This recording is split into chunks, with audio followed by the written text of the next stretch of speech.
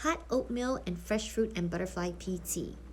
Oatmeal is my favorite, especially when there's no sugar added. So let me show you how. We're gonna use blackberries, raspberry, and blueberries. You can use any of your favorite fruit. I love berries. With 1/3 cup of each fruit, I'm gonna add half a cup of each fruit because I like a lot of fruit in my oatmeal. Wash under cold water, and you can add as much or as little fruit as you like. We're gonna go ahead and slice the blackberries in half. With the quick 1-minute oats by Quaker Oats, we're gonna use 1/3 cup of rolled oats.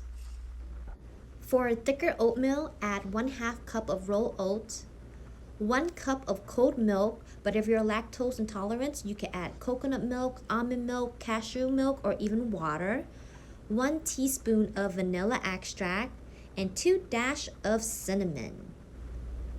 With a medium-sized ripened banana, you're gonna break this down in small chunks right into the pot. You're gonna cook this on medium-low. For more fun videos like this, make sure to hit the bell, like, and subscribe. This will take 3 to 5 minutes to cook.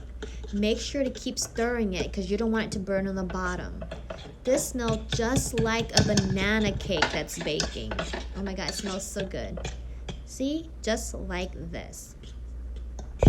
This is gonna be so creamy.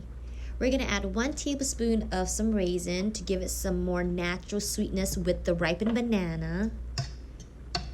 And then some ground up butterfly pea tea that's been dried. This is straight from my garden with so many health benefits, supporting the brain, anti-aging, and weight loss, just to name a few. And yes, it is an edible flower. I'm gonna put it into a glass bowl, and then I'm gonna add some grind up flaxseed. And now it's time to decorate.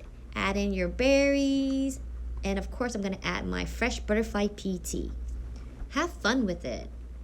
Isn't it so pretty? I can't wait to dig into this. It's my favorite, especially when it's like sweet and tartness. A very good combination. It's time to try. Here we go.